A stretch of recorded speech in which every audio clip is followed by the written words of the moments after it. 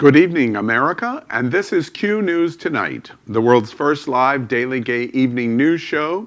We're excited to report that last week, 103,000 of you watched this show in YouTube. It's 7 p.m., Tuesday, March 3rd, 2020. We open the show tonight with breaking Q News on coronavirus. The coronavirus and its impact on the LGBT community. First, we've prepared the latest on corona. Watch this. So far, we're seeing mostly older people who are dying, which from a public health perspective is better than having it be younger, healthier people. So we're going to be closely monitoring to see whether that profile changes. But for the time being, this is more like what we see with flu, where it's the immunologically compromised people who tend to be older adults. Well, tonight, as we talk about how coronavirus is impacting the LGBTQ plus community, let's focus on the risk groups. First off, the highest risk groups being identified in the United States as coronavirus expands are cancer victims, patients that are undergoing cancer treatment, those that have heart disease, diabetes, especially the elderly, and most of the deaths that have been associated in the United States currently with coronavirus have been the elderly. More than 50% of the deaths in China were related to elderly. Respiratory illness is on the list of high risk and also high blood pressure.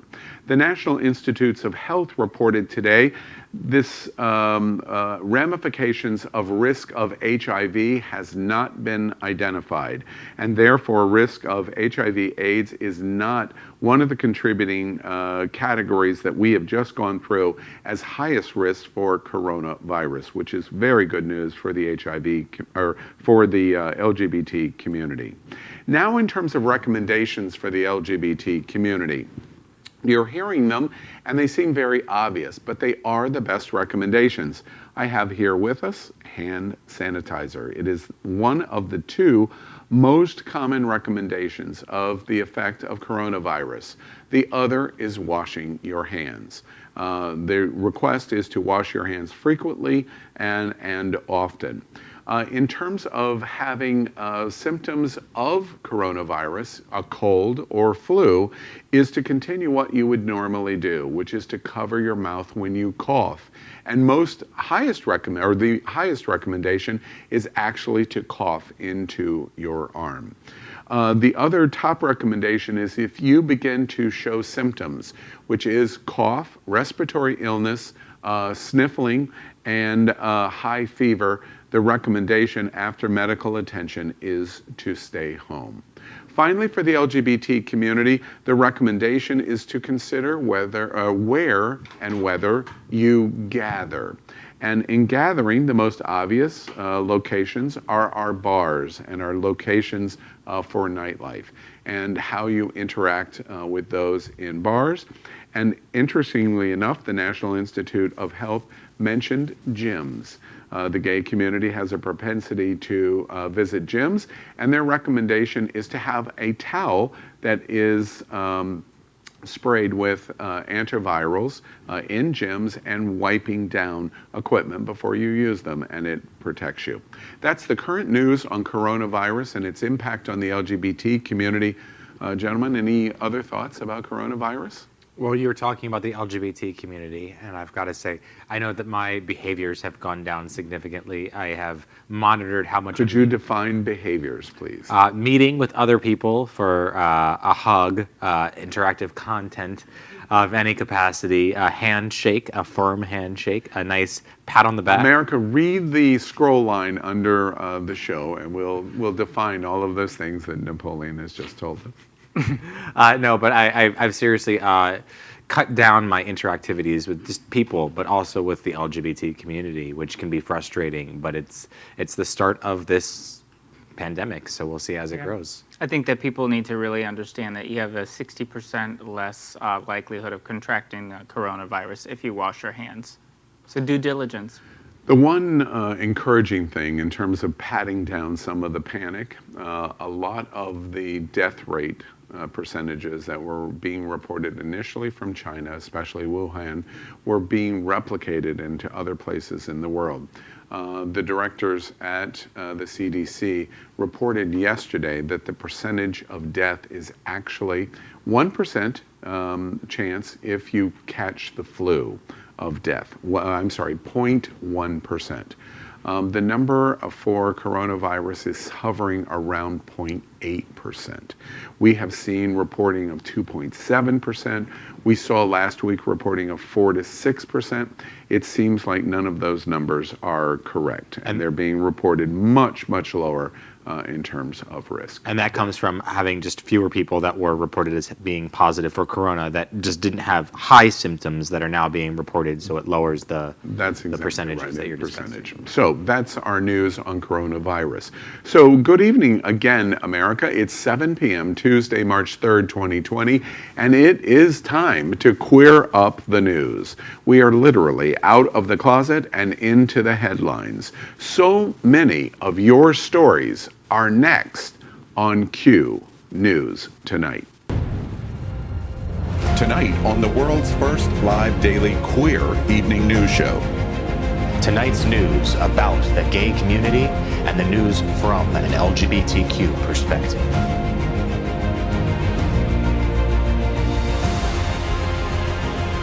Are our gay stories important to you? In headlines, politics, entertainment, gay culture, travel, religion, and more. Reported by respected anchors. Out of the closet and into the headlines on Q News Tonight. Welcome to Q News Tonight. These two always like to make me laugh when we're in the video package and I'm coming out of it. We are live and we're unscripted. You're coming out. Which I've just proved, so anything can happen. Tonight we bring you the news of and a perspective from the LGBT community. I'm your anchor, Al Ferguson, and these are my co-anchor partners, Aaron Darr and Napoleon Plays. So let's queue up the news. We begin with queuing up Vote 2020. Of course, we all know that tonight is Super Tuesday, and we have a showdown in many states. Many dramatic news things are happening in the election, and before we talk about that, we have prepared this. Watch. Today, 14 states hold their primaries from California to Maine, plus a caucus in American Samoa. More than 1,300 delegates are up for grabs, about a third of the total available in the race for the Democratic presidential nomination. 1,991 are needed to secure the nomination. California has the largest prize with 415 delegates, followed by Texas with 228 and North Carolina with 110. Tonight is Super Tuesday, which means that 1/3 of all delegates are up for grabs for the Democratic Party, and I guess theoretically for the Republican Party too.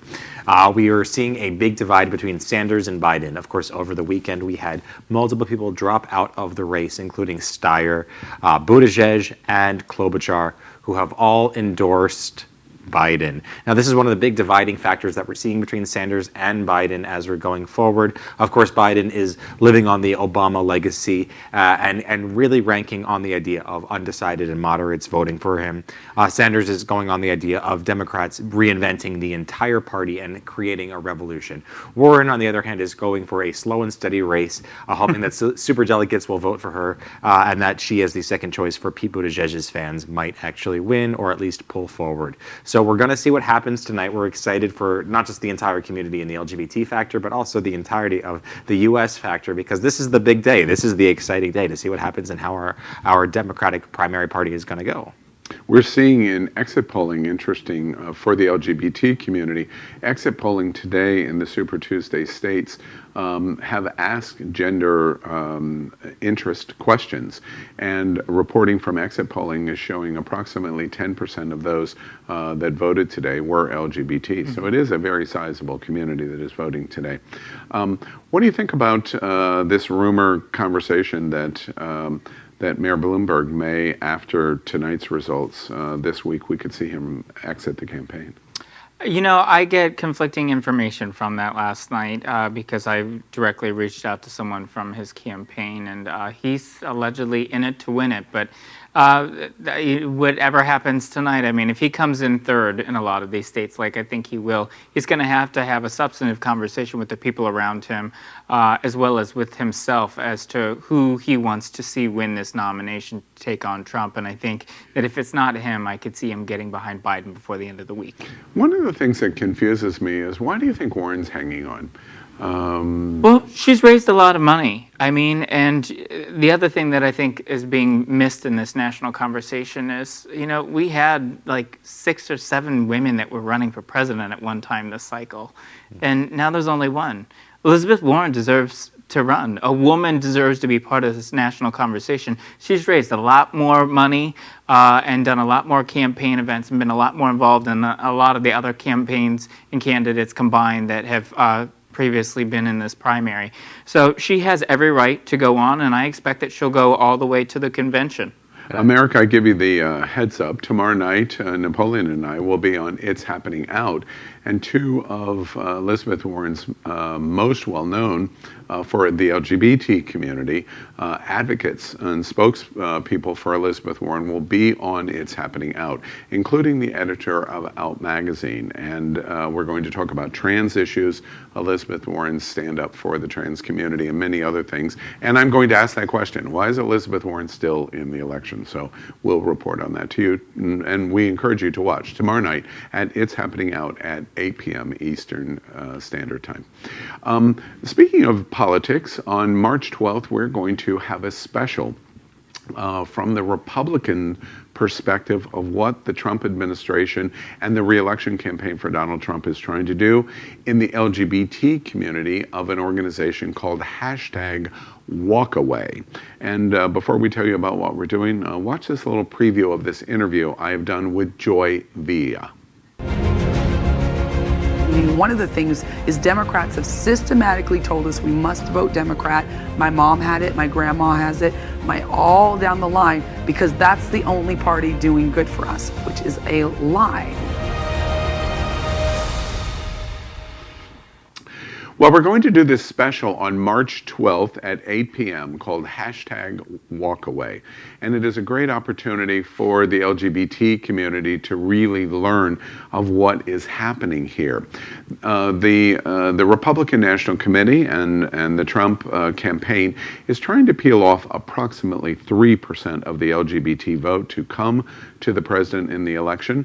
And they do this under the banner that President Trump has been the most pro-gay president in history. Now, I know that that is a shocking observation, and we talked to Joy Villa in explaining it and what is going on at #Walkaway. And if you want to learn about what President Trump is trying to do in the gay community, you'll watch this special March 12th at 8 p.m. Any thoughts about what we're doing with Joy?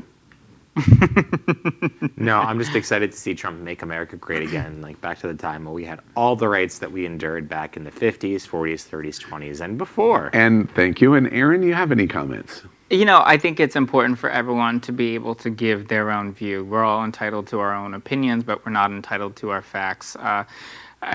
For what you've said, and you've said it a couple of times about this this walkaway movement, it's about peeling off 3%. It's about winning. It's not about perpetuating this idea that Donald Trump is the best ally for the LGBTQ community. He's not the best ally for people of color. He's not the best ally for women. This is about winning, and whatever the expense of that might be, to whatever the expense of someone's rights.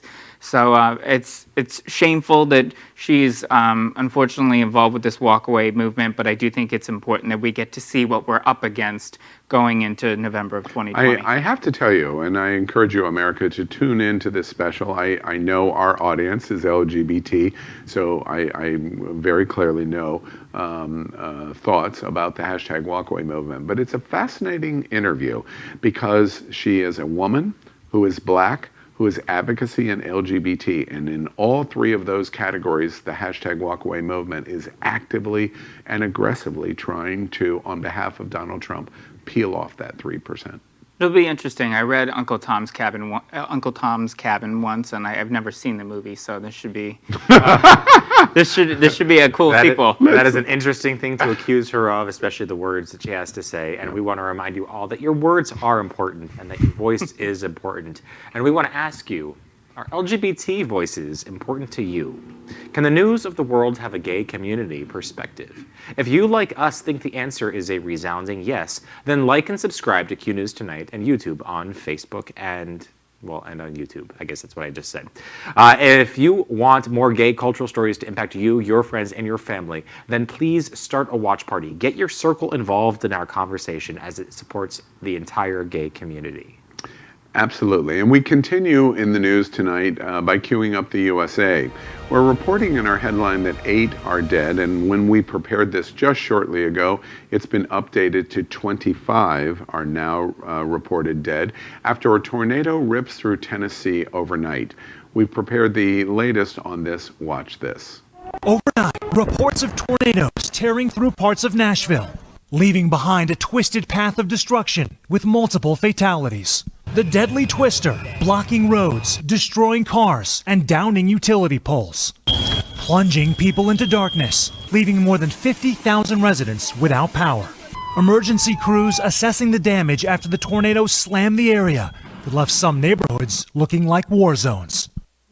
So really sad news coming out of East Nashville this evening. 25 individuals as of 6:20 this evening are confirmed dead in the cities of Mount Juliet, Camden, and Cookeville. So all taking place in Tennessee as this continues to move forward, and individuals within that community, over 50,000 of them being reported as to they do not have power at this time. So our thoughts and our prayers are with the community of East Nashville as they continue to build back their lives that they and their community that they've lost over. I've noticed today in the reporting that I've seen of what happened in Nashville, of course, every weather-related event in the world now is blamed on climate change. However, this was an interesting event in that in a midwinter event, because we're still in winter, to have such a violent storm with tornado activity is a reflection of climate change.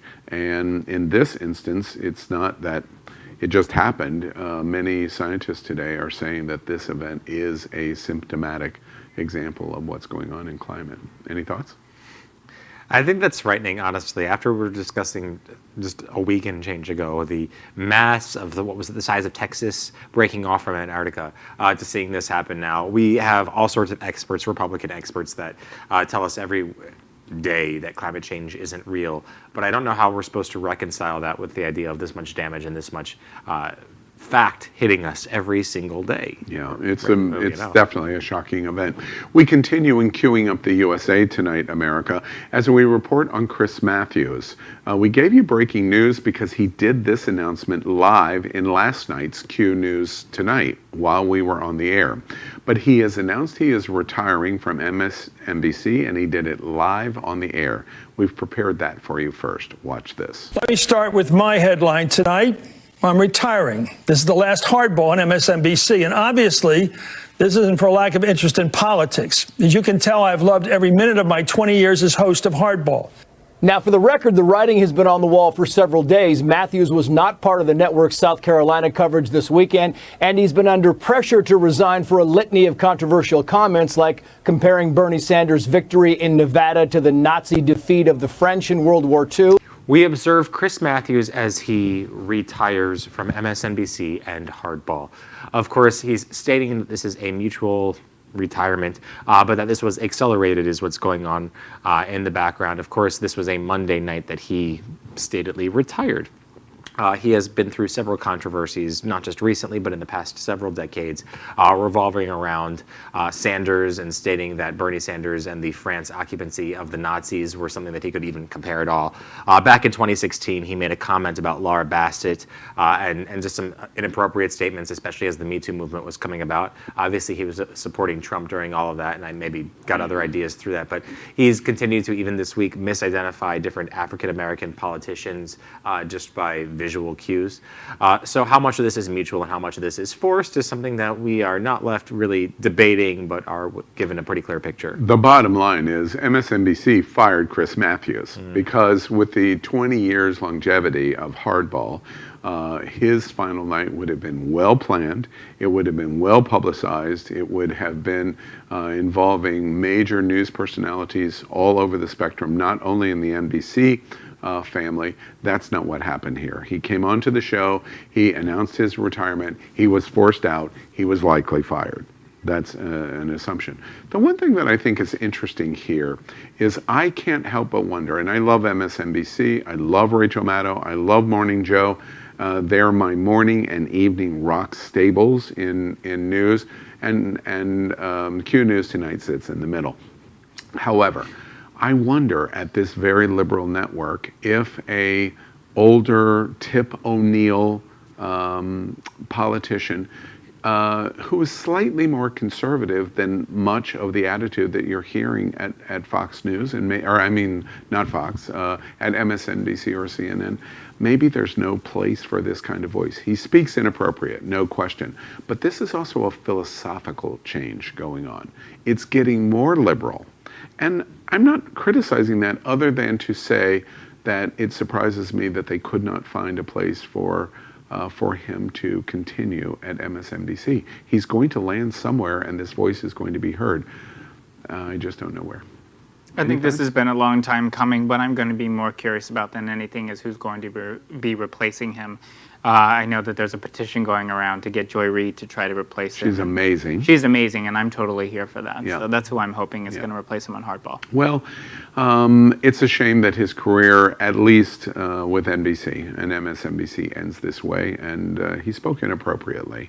I think it was taken out of context. We commented on it immediately. I'm not sure what is happening, but still. There does not seem to be a place in liberal MSNBC land for somebody like Chris Matthews. Yeah, but I'm sure as this continues to play out, Q News Tonight is going to be here reporting it every single step of the way because Q News Tonight is part of the Happening Out television network. We are the Daily News, but you can also watch the best of entertainment live every Monday night at 8 p.m. on happening.fun. We are also part of the most popular live gay TV show in the entire world every Wednesday night at 8 p.m. on It's Happening Out. It's a talk show like television's The View, but with a whole lot of gay people.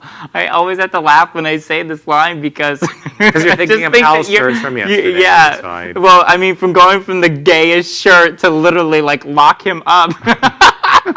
Or Beetlejuice, it's Beetlejuice. Great. I do like to scream somebody's name 3 times every time I'm thinking of it. All right, we continue by queuing up the world tonight at Q News Tonight, and we go to our favorite strongman, Vladimir Putin, as he seeks to define marriage, please forgive me, define marriage as a union between a man and a woman.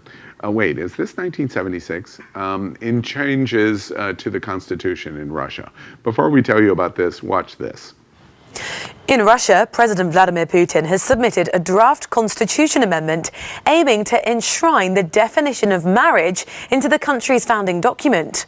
Supporters of Mr. Putin have welcomed the move, saying that it would fix the status of marriage as a union exclusively between a man and a woman. But critics say Putin's desire to amend the constitution, which was last updated nearly 30 years ago, is a way for him to hold on to power. So as our viewers just saw, Vladimir Putin of Russia seeking to define marriage as a union between a man and a woman. He's proposing an amendment to amend the Russian constitution, which has not been amended for over 30 years. Important to note that his term is coming to an end in 2024, so this is really limiting any kind of power that his next successor could have. So pending a vote in parliament, it will come to a vote for the rest of the country of Russia to be able to approve this amendment on April 22nd. This isn't really surprising. I mean, we've seen him have anti-LGBTQ responses since as far back as 2013, and that was just in terms of actual policy, where he had the entire European Commission against racism and intolerance up against what he was saying, where he was essentially saying that LGBTQ people are not permitted in his entirety of Russia. And so to see him actually take this and push it to the next step isn't surprising, but it is concerning for people that are there and are LGBTQ that now have no rights and are being prosecuted and probably are very fearful. I express a pure personal opinion first. The photograph of him shirtless on the horse says everything that you could possibly want about this man who is like 4'9". And second, he's a complete moron. And I'm expressing my opinion, but for him to so aggressively try to minimize LGBT rights in Russia in 2020 is so beyond anything that should be in his purview. It's an indication of the gigantic insecurity that this premier and president of Russia has. We continue in queuing up the world by reporting that a woman has been sentenced today to 13 months after stalking a gay man on all things Grindr. Napoleon, tell us, and you're our Grindr expert, tell us about what's going on there. Yes, back in 2017, this woman was catfishing the victim, as we're describing him here.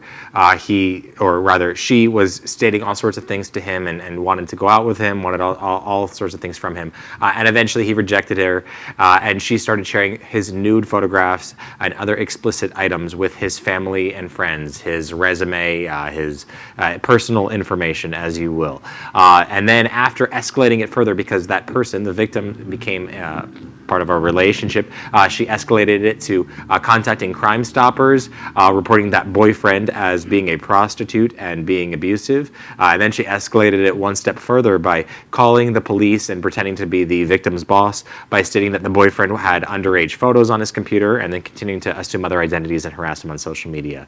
The boyfriend of the victim said that he suffered the extreme shock of constant, insidious daily harassment at home, work, and on every online channel that he was registered on by someone completely anonymous using multiple aliases. So we've seen the impact somebody could have from this. I guess the real question that we have here is, why is this something that she wanted to do? Why was she so steadfast in these 2 years to be aggressive toward an LGBTQ person that happened to be gay and wanted something that he wasn't willing to offer? I also think one of the big questions here is, how often is this going on with social media platforms like Grindr? When you come onto Grindr, there is just this invitation of this possibility of falsehood is so great, and we seem to accept it. I understand that, but it's a disturbing story in terms of the frequency. Do you have difficulty with your Grindr account? I don't have one. I don't so I don't either. have that. I don't either. I don't have that either.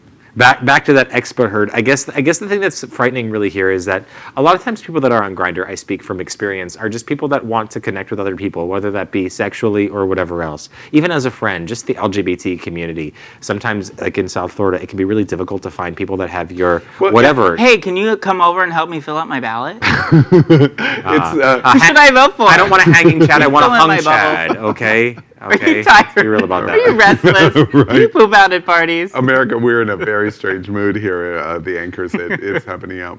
And Q News tonight. Tonight, we also want to mention that we are broadcasting from our studio set here in the middle of the World AIDS Museum. Very proud to say that. And the Education Center of the World AIDS Museum here in Wilton Manors, Fort Lauderdale, Florida. As Aaron told you, we always joke we're coming from the gayest place on planet Earth. We also thank our set designer, Concepto Modern Living, here in Fort Lauderdale, for the assistance in helping create this set. Now, before we move to the big finish, we want to take just one more minute to talk about the Super Tuesday results. I understand you might have heard a few we results. have. So there have been 2 states that have already been called. So Vermont, which is the home state of Senator Bernie Sanders, has 16 delegates. All 16 delegates are going to go to Senator Sanders.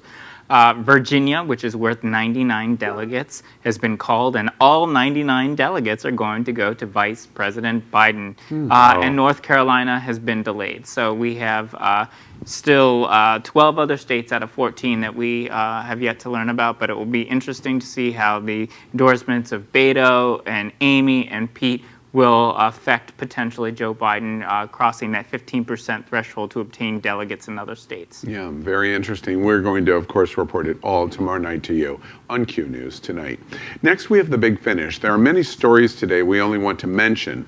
Let's see if Aaron and Napoleon and I can entertain each other. And how it's been going tonight, it seems like we're going to be able to do that, as we have a lightning round on the LGBT stories of the day and the news with an LGBT perspective. We don't want to talk too much. We'll get right to the point on these stories. So this is Q News Tonight, the big finish. You ready? I'm ready. Here we go. The big finish.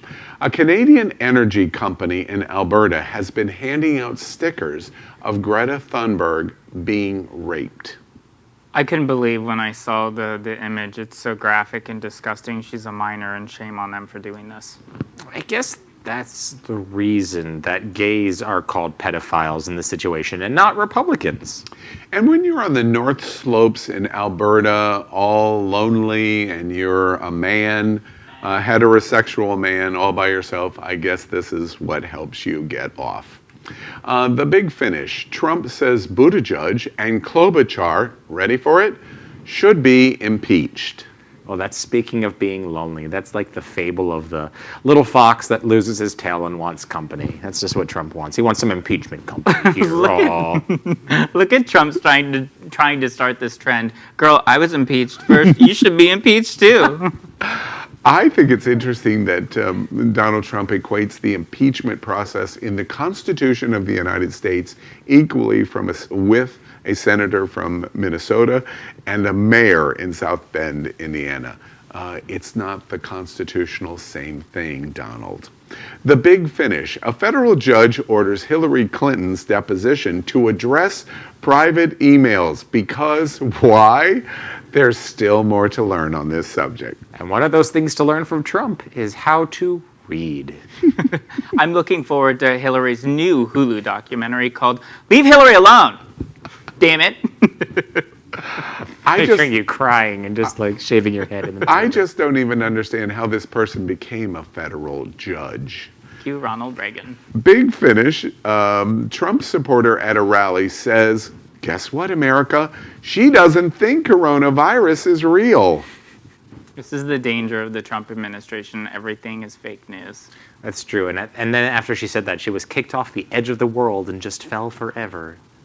We have a fake president, a fake vice president, a fake HHS secretary, and fake supporters at Trump rallies. The big finish. Apple has announced that they're going to pay $500 million to settle a lawsuit over something they said they didn't do. And slowing down older iPhones. Is that why it's taking so long for my dominoes to get here, guys? What the hell? What the hell?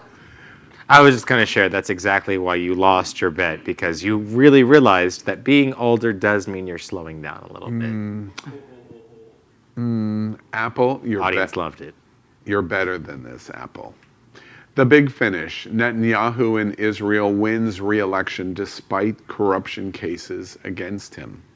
America totally made it cool first. So Israel, anyone else, you can do whatever the hell you want. You can still get reelected. I agree with you. This just proves Jews are people just like everyone else, just like America. How's Jerusalem working out for you?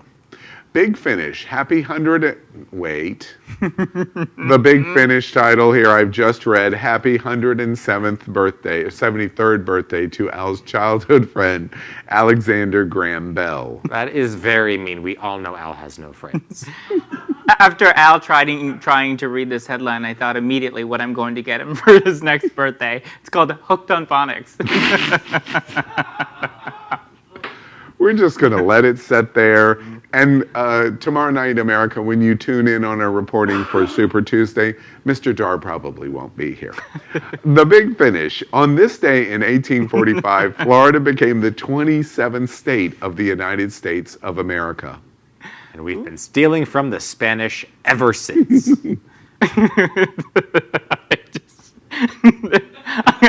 I I want to make an age joke with Al, but he's not this young, so I don't think I can. I don't think I can. 1845. That was a good year for you, right? And in March 2020, Florida, when the president declared his residency in the state, seceded from the union. So that is it for today's news for the LGBT community on the world's first daily gay evening news show. I want to say again good night and goodbye to Aaron Dar, and Napoleon Blaze. Remember, if it's important to the LGBT community, this doesn't happen on the NBC Nightly News, by the way. Yeah. We are definitely gay. If it's important to the LGBT community, it's important to Q News Tonight. We are literally, as we've said, out of the closet and into the headlines. And this is Q News Tonight. Thank you, America. Thank you for putting up with these two. And we'll see you tomorrow night at 7 o'clock.